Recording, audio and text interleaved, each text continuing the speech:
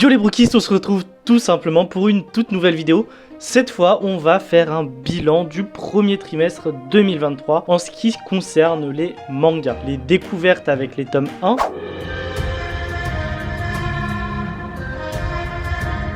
Je me mets sur le côté très rapidement parce que le premier manga pour cette année 2023, c'est tout simplement celui du poster et donc Valhalla The Black Iron. Bon, déjà de quoi parle Valhalla The Black Iron?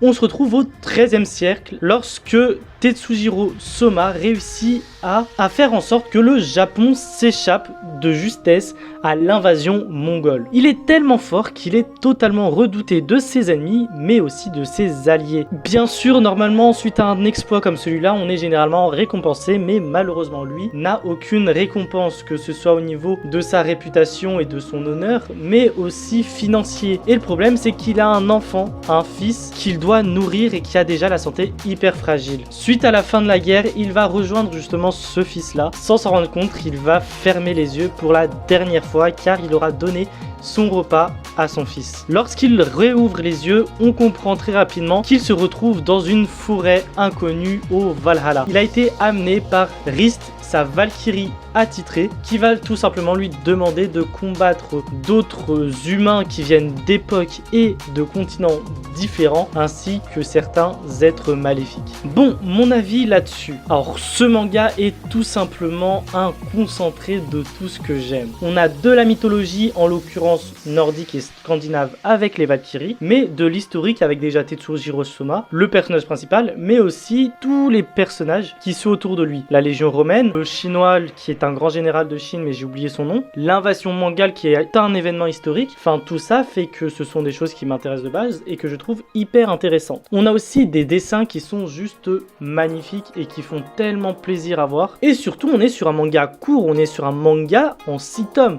Donc là, il y a déjà le premier tome qui est sorti, à voir le rythme de parution, mais si c'est un tome tous les 2-3 mois, on aura plus ou moins fini le manga d'ici 1 an et demi, qui en vrai est pas trop mal. Bien sûr, si on parle de choses intéressantes, on est sur un manga qui exploite justement le côté très mythologique contre les hommes, mais aussi les hommes contre les hommes, dans le sens où on va justement voir comment des personnes d'époques différentes et de cultures différentes vont coexister en tant qu'ennemis, mais aussi en tant qu'alliés. Et ça, c'est pas à négliger parce que on s'est toujours demandé si telle ou telle personne à la même époque serait pote ou serait ennemi, comment ça se passerait exactement. Et là, c'est une manière d'illustrer un petit peu tous nos fantasmes entre guillemets historiques.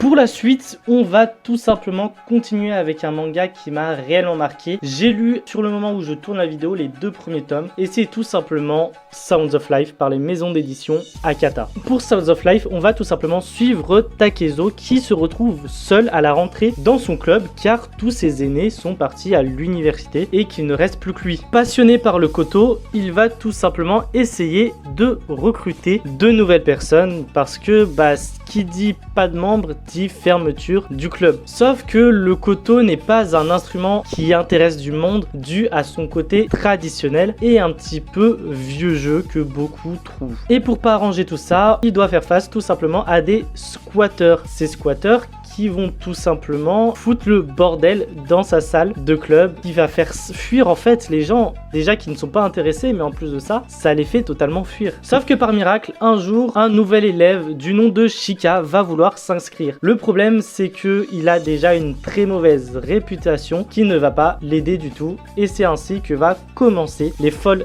aventures du club de koto. Bon, du coup, pour moi, ce manga est juste un pur régal quand on kiffe la musique, quand on est un passionné de musique. Pourquoi? Parce que déjà on est sur une découverte totale d'un instrument qu'on n'a pas l'habitude de voir en Europe. On en apprend vachement culturellement. Comment on joue du koto, comment est accordé un koto, comment on fabrique un koto, comment se lit une partition de koto qui n'a rien à voir avec une partition en tablature pour les guitaristes ou une partition pour porter pour la plupart des instruments de musique. On est aussi sur un manga qui fait face à d'énormes préjugés. Parce que tu es un homme, on te traite de princesse parce que tu aimes le koto. parce que tu es un délinquant, tu n'as pas le droit de vouloir faire du koto qui a pour essence d'être un instrument noble, d'être un instrument sensible et tous les trucs contradictoires avec la délinquance. Et du coup, on va essayer justement de combattre ces préjugés et je trouve ça vachement intéressant. D'ailleurs, vu que beaucoup sont débutants dans le koto, on va aussi apprendre à les voir progresser individuellement mais collectivement. Le côté individuel parce que faut avoir de bonnes bases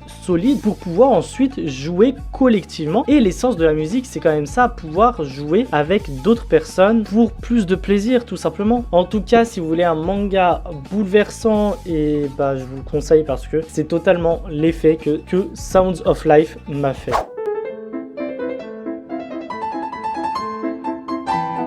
Autre nouveauté musicale, j'ai commencé Pipipi qui me faisait de l'œil déjà quand il sortait au Jump et j'espérais qu'il sorte le manga et pour le coup il est enfin là. Pipipi raconte l'histoire de Lucky qui provient d'une fratrie de septuplés. Sauf que parmi les septuplés c'est le seul qui ne soit pas un prodige du piano et bien sûr tout ça va attirer les foudres de son père qui va tout simplement l'écarter du piano parce qu'il ne veut pas que sa réputation soit tachée par un fils aussi médiocre. Tout ça va valoir la séparation et le divorce du coup de ses parents et pour ne pas améliorer tout ça, sa mère mourante va se retrouver hospitalisée. Et bien sûr, Lucky lui pendant ce temps-là va se faire totalement exploiter par sa tante pour diverses corvées ménagères. Bien sûr, pendant que les grands sextuplés de la famille Otogami se fassent un nom en fait tout simplement dans le monde de la musique, le dernier Otogami, du coup Lucky lui va continuer à jouer du piano bien sûr, mais il va jouer dans un hôpital pour sa mère et de manière très bas parce que on est dans un hôpital et qu'on ne peut pas faire de bruit. Sauf que sa mère mourante va quand même lui proposer d'aller dans un conservatoire pour de 1 faire plaisir à sa mère, mais surtout pour sa passion pour le piano qui n'est jamais partie. Et c'est justement à l'aide de sa propre arme, il va intégrer ce conservatoire en jouant de manière pianissimo, qui est justement une nuance exagérée du pianissimo, qui signifie tout bas, tout doux en italien pour parler de musique et d'intensité sonore. Bon, du coup, qu'est-ce que j'en ai pensé de ce tome 1 ? J'ai adoré. On s'attache en fait au personnage principal parce qu'on s'identifie en lui. Tout simplement, pour la plupart des musiciens, on est certes des amateurs pour certains, d'autres des professionnels, mais on ne reste pas des prodiges, on est juste de simples musiciens qui veulent jouer et transmettre un petit peu leur passion au travers de leur instrument et de leur musique. On se sent concerné aussi et moi particulièrement je me suis senti visé lorsque j'ai vu Lucky être complètement nul en solfège, en pratique théorique musicale parce que je vous le garantis que ça en t'a traumatisé plus tard et que c'est pas facile. Et je fais partie de ces gens-là. Du coup, on s'identifie à lui et c'est juste incroyable. D'ailleurs, on est empathique envers Lucky parce que il se fait abandonner totalement par sa famille, sauf sa mère, mais aussi on le voit sa mère qui est en train de mourir. Alors certes, elle n'est pas encore morte, mais elle est mourante et ça fait quand même une grosse différence. D'ailleurs, en termes de culture musicale, vous en apprendrez beaucoup. Parce qu'il y a déjà beaucoup de références, notamment sur tout ce qui est concerto, tout ce qui est symphonique, européenne, etc. Les plus connues, celles de Mozart, celles de Bach, celles de Beethoven. Mais on en a des moins connues. Et même moi qui en ai fait beaucoup, qui ai joué dans un orchestre à cordes en tant que violoniste et altiste, j'en apprends aussi. Je pense que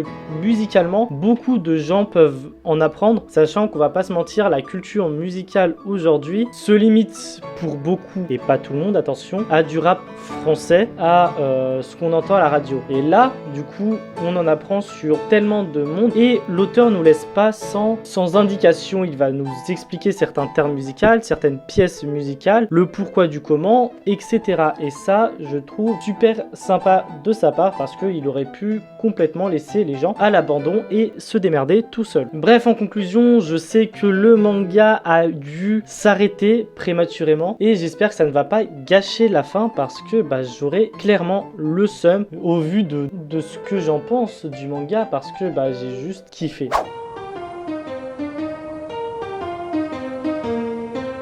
Bon, globalement, voilà pour ce mois de mars. 3 nouveautés, 3 tomes 1 pour ce premier trimestre. Pas de manga que j'ai terminé malheureusement. On verra pour ce second trimestre de 2023, donc d'avril à juin, si je dis pas de bêtises. En tout cas, comme d'habitude, pas mal de choses sont sorties. Il y a l'ouverture de coffret de cartes Mimikyu qui est disponible. La vidéo sur les one-shots de Tatsuki Fujimoto, l'auteur de Chainsaw Man et de Fire Punch. Pas mal de choses arrivent, bien sûr, très bientôt et très vite. N'hésite pas à commenter la vidéo pour me dire quels sont les mangas que tu as commencé ou terminé en ce premier trimestre de 2023. Quels sont les mangas que tu aimerais commencer aussi, quels sont les mangas qui font partie de ta wishlist. N'hésite pas à t'abonner pour rejoindre la Vongola Family, ça me fera toujours plaisir, et n'oublie pas de mettre la cloche de notification pour être au courant de toutes les vidéos qui sortent. En tout cas, nous on se retrouve très bientôt. Bref, à plus les Brookistes.